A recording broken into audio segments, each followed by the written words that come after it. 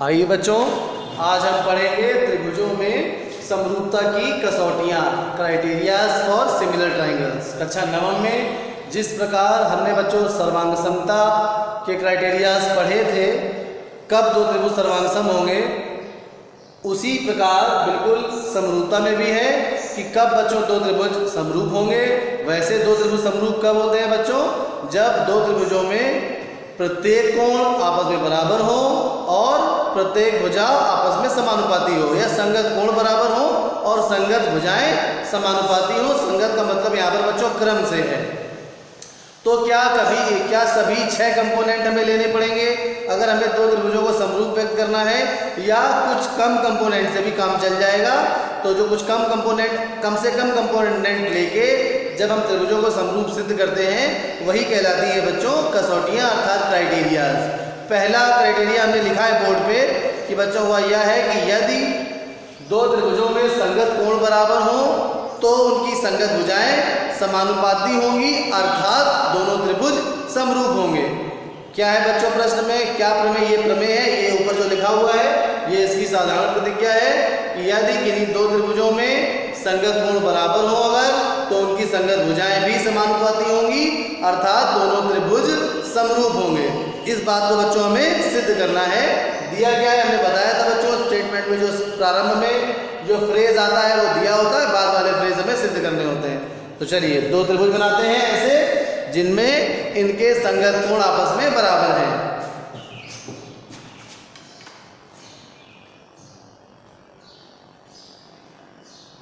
दो त्रिभुज बना लेते हैं फटाफट।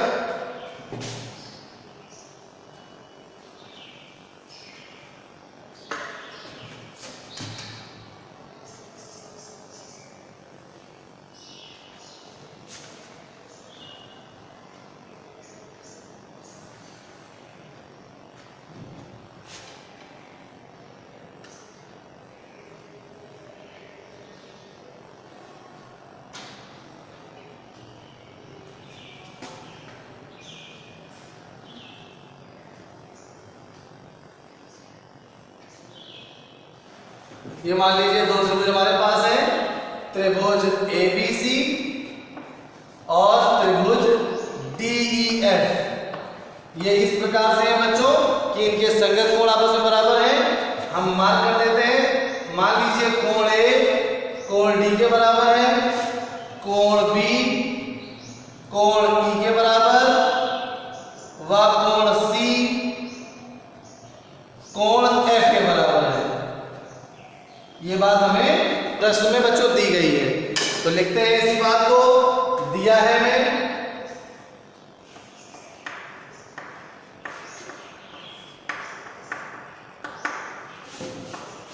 क्या दिया है बच्चों? दो त्रिभुज दिए गए हैं, त्रिभुज ABC व त्रिभुज DEF। दो त्रिभुज दिए गए हैं और वो इस प्रकार है। त्रिभुज ABC व त्रिभुज DEF में जो कोण बराबर है उनको लिख देंगे। कोण A बराबर है कोण D के, कोण B बराबर है कोण E के, तथा कोण C बराबर है कोण F के। ये बच्चों हमें ज्ञात है। इसके बाद सिद्ध क्या करना है बच्चों? देखिए जरा, यदि त्रिभुज में संगत कोण बराबर हो तो उनकी संगत भुजाएं समानुपाती होती हैं। तो यहां पर सिद्ध करना है हमें।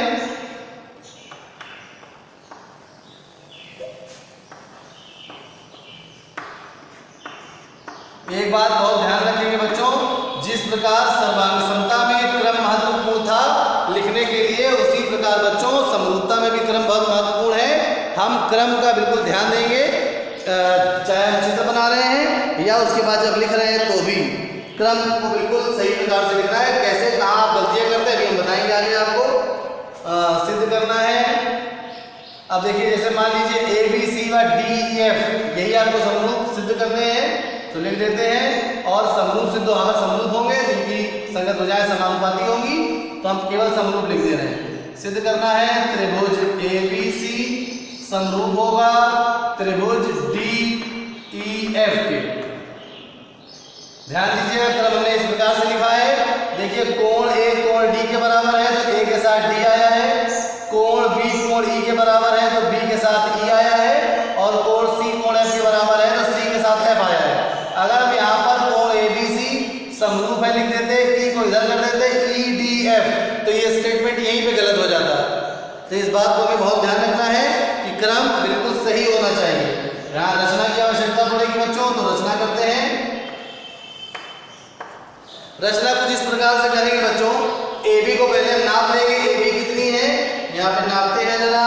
ए बी है लगभग 7 इकाई, तो यहाँ पर 7 इकाई पे ही कोई बिंदु ले लेंगे, आप अपने अनुसार नाप लीजिएगा।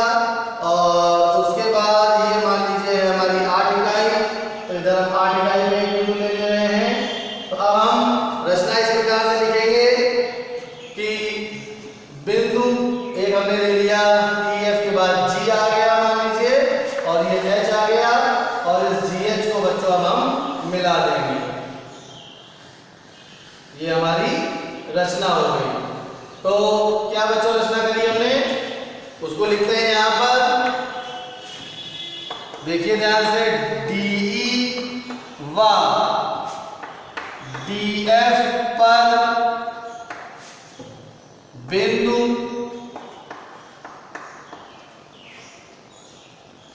G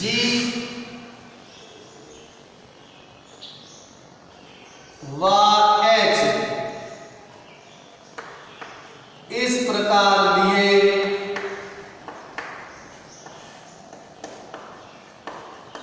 कि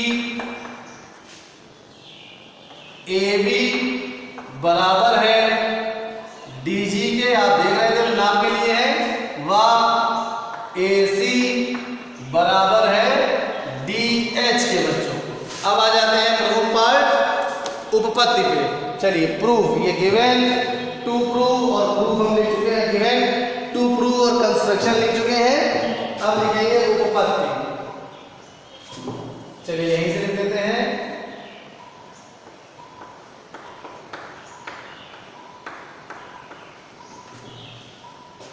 चलिए अब देखिए जरा ध्यान से, यहां पर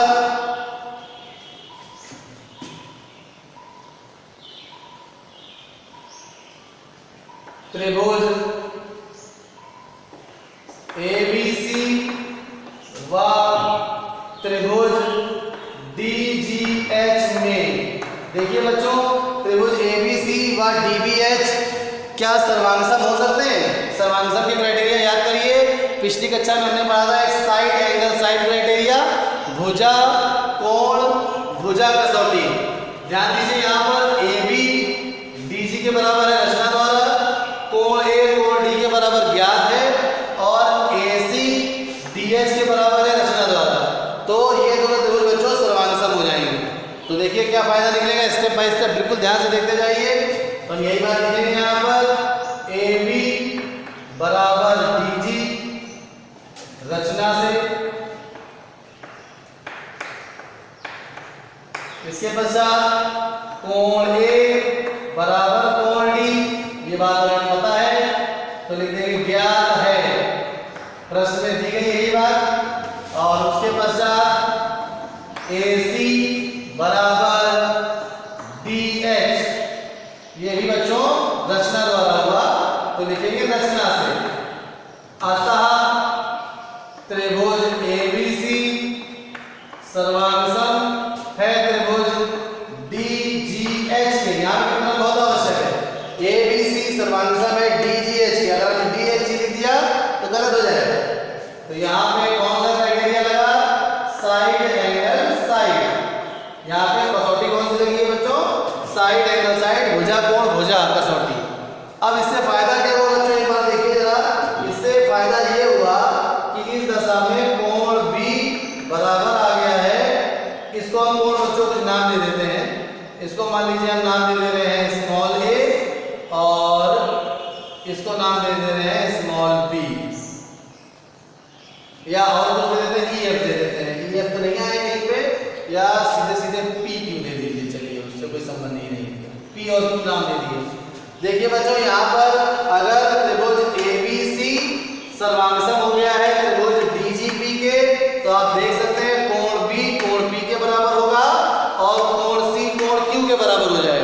देखिए जरा, इस दशा में कोण B बराबर कोण P होगा व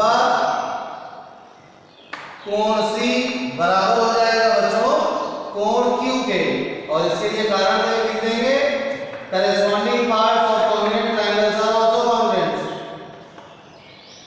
संगत भाग सर्वांग त्रिभुज के समान होते हैं, ये हमने यहाँ पर कारण लिख दिया।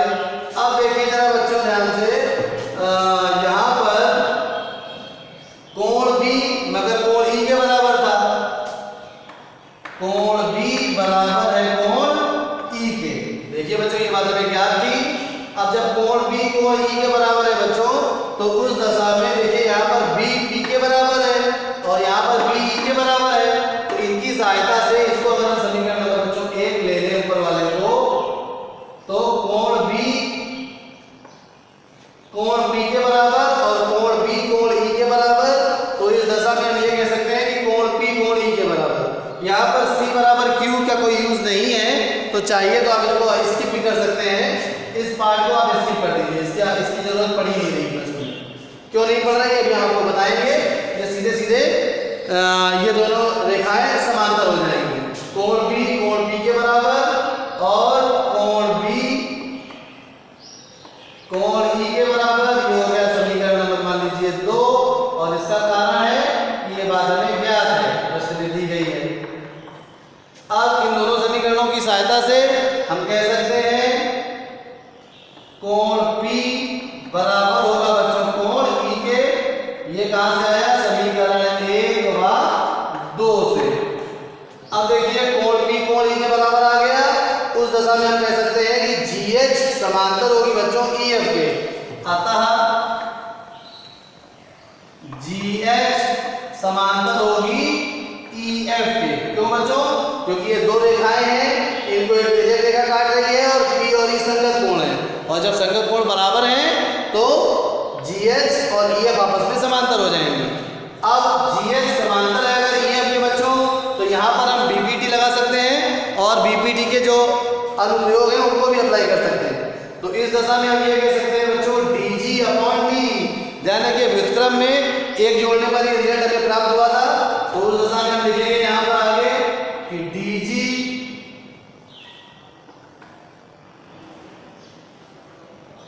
बटे DE बराबर होगा DH बटे DF के। यहाँ पर कारण दे देंगे BPT से। BPT का एप्लीकेशन था व्युत्क्रम में जब हमने एक जोड़ा था, तो आ गया DG बटे DE बराबर DH बटे DF। मगर देखिए जरा DG AB के बराबर है रचना से, परंतु DG AB के बराबर है तो हम लिख देंगे AB बटे DE बराबर, और देखिए DH किसके बराबर है, AC के। तो अब ये आ जाएगा AC बटे DF। यहाँ पर बता देंगे कहां से आएंगे कि DG बराबर है AB के और DH बराबर है AC के रचना से। चलिए आगे बढ़ते हैं। अब देखिए क्या आ गया हमारे पास, AB बटे DE बराबर AC बटे DH। अब लिखेंगे इसी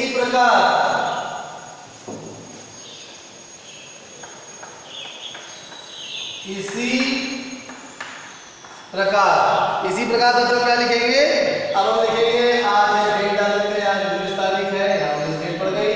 इसी प्रकार बच्चों अब एक और पेयर ले सकते हैं। अगर मान लीजिए हम ये समांतर रेखा ऐसे खींचते, मतलब बिंदु G तो DE पर लेते और H अगर हम EF पे ले लेते तो GH इस प्रकार से आती, तो वो रिजल्ट क्या होता बच्चों, this upon this is equal to यहाँ से, अर्थात हम लिख दे रहे हैं इसी प्रकार हम लिख सकते थे क्या कि AB एक बार लॉग लिख देंगे जिसमें उभय दिशा आ जाए। अभी हमने लिखा है AB बटे AC। अब एक और दूसरा पार्ट लिख देते हैं, इसी प्रकार हम लिख सकते हैं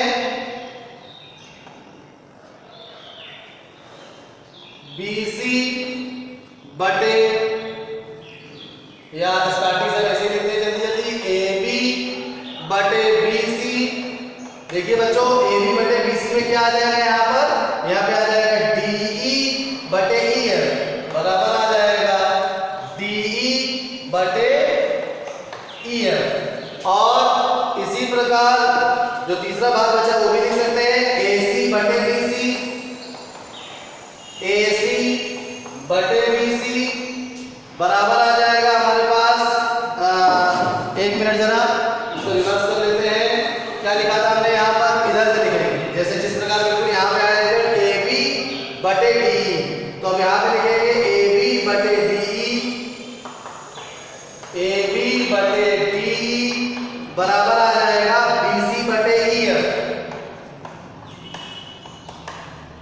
अब देखिए जरा यहाँ पर ये हो गया समीकरण नंबर, मान लीजिए कोई मान लेते हैं इसको, ये कितने हो चुके हैं 2, इसको मान लेते हैं समीकरण नंबर 3 और इसको मान लेते हैं समीकरण नंबर 4। अब देखिए समीकरण नंबर 3 और 4 में AB बटे DE उभयनिष्ठ है, और जब AB बटे DE उभयनिष्ठ है इसका मतलब ये सारे आपस में बराबर होंगे, तो हम यहाँ लिख देंगे समीकरण 3 व 4 से अब हमारे पास आ जाएगा AB बटे DE बराबर नीचे वाला पार्ट AC बटे DF बराबर आ जाएगा BC बटे EF। अब देखिए जरा क्या आ गया हमारे पास, AB बटे DE बराबर AC बटे DF बराबर BC बटे EF, अर्थात ये त्रिभुज की सभी भुजाएं कैसी हो गई बच्चों, समानुपाती हो गई, और तीनों कोण पहले से ही बराबर थे, तो हम लिख सकते हैं अतः त्रिभुज ABC